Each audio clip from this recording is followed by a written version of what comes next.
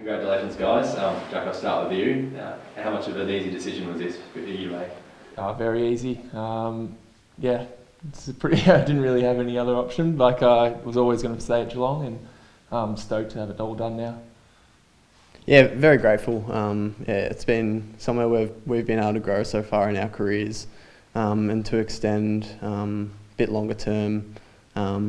It's really exciting for both of us. When you signed that 1 year deal earlier in the year to take it through into next year, was this in the pipeline or is it? Oh, at the time, that was sort of just mutually what we kind of came to, and sort of just as the years unfolded, we sort of just been able to, respectfully and mutually agree to something else. So, to extend just that bit longer terms, I'm really excited by it. I think the club is too. Yeah, no coincidence in the timing of the 100 this week, so it's a nice little early present for that. Yeah, I was just speaking to James Kelly actually, and he said trying to make it all about yourself. So, it's definitely not my plan. But it's exciting to reach that milestone as well. Jack, how do you find this year? Obviously, a contract, free agent. I'm sure other clubs would have been interested in you as well. Did you find it a bit tough playing for a contract, or did that motivate you a bit?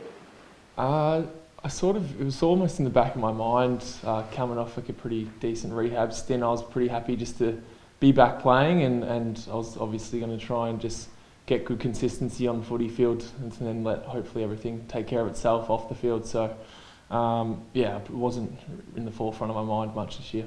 Was it, I guess, trying to get out and play consistently before doing the deal? Was that sort of why it's taken, I guess, half a year for you to sign on? Yeah, I guess so. I was always happy just to try and get back and just build back to probably some of my better form, and that was definitely took priority. And I wasn't in any sort of rush to have it all done, and it wasn't going to probably affect me mentally where I was sitting in that position contract wise. So again, I'll reiterate, I just wanted to play good footy. Does 2029 seem a long way away? When you say it like that, it does. It's probably hasn't necessarily sunk in yet, like the whole idea of 5 years, but especially given how good an opportunity we have rolling into the back end of this year, that's definitely takes up a lot of my sort of thoughts these days. But it is a really nice thing to have that security. The list will transition in your time. Do you think about, I don't know what thought you put into it, but maybe you have, you and Tyson have 5 year deals. Right now, you're the longest tenured players going forward at the club. Obviously, I suppose coming with that will be, seeing a lot of change. Have you thought about what it's going to look like over the next 5 years, or is that not something that's crept in? It hasn't crept in too hard. I mean, it's been nice, Tyson and Zach as well. It's nice to know that you got the guys that you've sort of come through with, even though Tyson's pretty new still, but it's nice that you'll have guys of the same age that you'll know you're going to play a lot more footy together with. So I haven't looked into what it's going to look like as a team in 5 years' time, and it'll be hard to probably predict that as well, but it is nice to know I've got a few mates around still. Jack, how difficult was that 18 months where you went under the knife a few times, and I guess it must make you feel so relieved now that you do have continuity in your footy? Yeah, definitely. It was a hard time for sure, but I think you rarely would go through your career and not find yourself have a few hard times. So, and the footy club were great in terms of helping me deal with everything, and so that's almost another bonus that this contract that they've given me as well. So it's nice that they've done that for me, and especially with everything else they've done. Zach, have you had a chance to look back at the Saints game and sort of what went wrong in that second half? Yeah, I thought we started the game really well. We were playing sort of the footy that we wanted to. We came out sort of the start of the second half, and they just managed to put a couple of quick goals on. And then from there, I thought they just played really well, to be honest, and it was hard to stop. They moved the ball really well, which was a bit of a challenge for us, and sort of put in the work in that third quarter to sort of bridge the gap a little bit, and unfortunately they just sort of ran over the top of us in the end. But I thought they played really well, and I'd give a lot of the credit to them. Just a few big names have signed and yourself now this season. I mean, what do you think that says about the Cats overall and how they're tracking? Yeah, I think it's good that we've got some guys who are going to be here for a long time, I guess. So it's good that you know that you'll have certain people who are going to be around in the future. And yeah, hopefully we keep tracking nicely. I mean, I again haven't probably thought about how we're going to look in the future too much, but it's definitely nice knowing that there'll be a few guys around that I'm familiar playing with. Zach, are you one to look at ladder predictors or try and work out what might unfold with different results this weekend? You win and you're going to finish top 4, but it's likely you'll have to go interstate. Is that crossed your mind at all, or is it you just wait to see what happens after you play Saturday and hopefully win?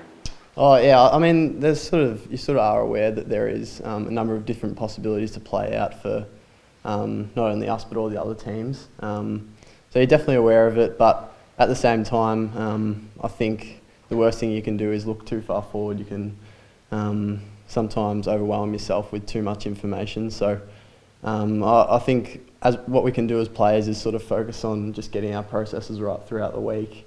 And we've got West Coast this week, which we'll look to come out and sort of improve from some of those things in the second half. We'll look to put some of those things into practice and sort of last home and away opportunity to put some of those things to work, and then hopefully a successful campaign for whatever's to come after that.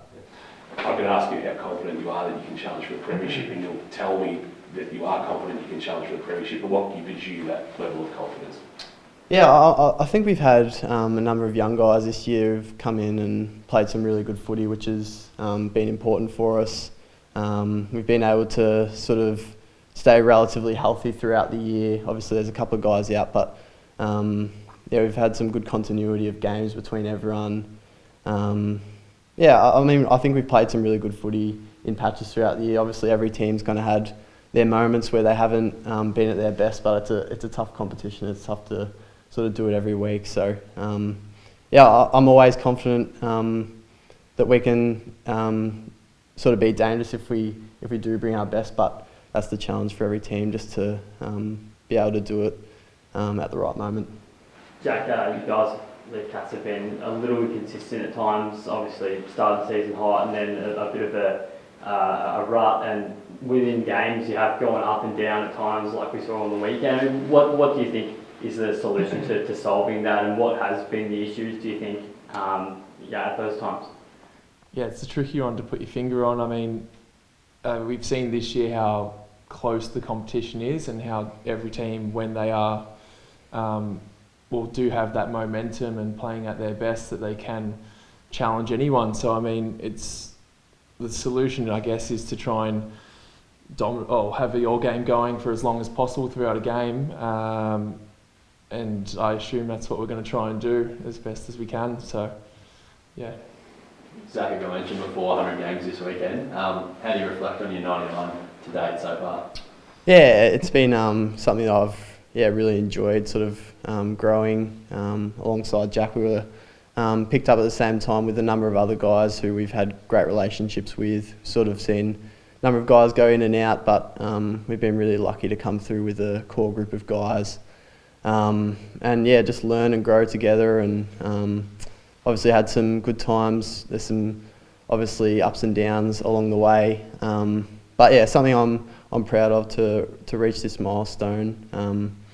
100 AFL games is something that not everyone gets to do, so something I'm looking forward to, but at the same time we've sort of got a job to do, and looking forward to not only this week but the weeks to come after that. Zach, how is Cam going? Obviously, just another frustrating season for him. Do you know when he might be back from injury, and how is he going mentally? Yeah, he's going okay. He's been relatively optimistic throughout, to be honest. It's been, as you said, it's been a bit of a rough run for him the last couple of years, but I'm still optimistic that he has a part to play for us in whatever capacity that is through the remainder of the year. Himself and Hawk as well, obviously. Looking forward to see how that unpans, and I mean, it's obviously challenging for anyone who goes through those times in rehab, but sort of all you can do is put your arm around him, and the way he's gone about it's been really, really good. So fingers crossed. You just mentioned Tom Hawkins. He's probably not going to be out there this weekend, but apparently there's going to be 20,000 of these in the stands. What does this guy mean to you both? Yeah, he's been massive. He's been there since we've both started, and he's just been just such a supportive teammate to both of us, but everyone, to be honest. And I think just the level of consistency that he's played at throughout his whole career has been something that I've really admired on the field, but then off the field he's just someone that's, as I said, just so supportive and so welcoming, and someone that really sets the standard in the club and the way we want to behave. So he's been an absolute champion, and I'm still optimistic that he has a part to play for us, but looking forward to this weekend for our last home and away game to have a little tribute to him, and it's well deserved for someone who's been able to do what he's done. I reckon the best way you can describe Hawk is that he's a better person than he is a footballer, and we all know how good he is at footy. So probably one of all the boys, I reckon, would almost say he's probably one of their favourite teammates. And like Zach said, it's been an absolute privilege to play our start of our careers with him. And he's always around. He's working really hard, and hopefully he can, whatever that capacity it is, he'll be in and around, us at the end of this year with us. So yeah. Just a question to both of you: how significant is the pull of playing with your brother? Obviously, I'm not sure Cam will be there in 2028, but how significant is that in your decision to staying at the Cats? Oh yeah, I mean, it's been something that I've been really lucky to be able to do my whole career.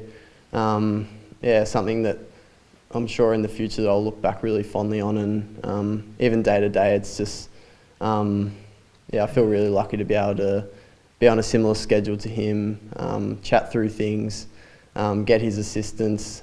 He's been really important for my career and my development. So to this point, it's been a huge part of my career. Yeah, very similarly. It is very special coming in, day to day, just spending time with him, and just watching him learn the game and get better, and play alongside him as well. It is a very special thing, and very grateful to do it.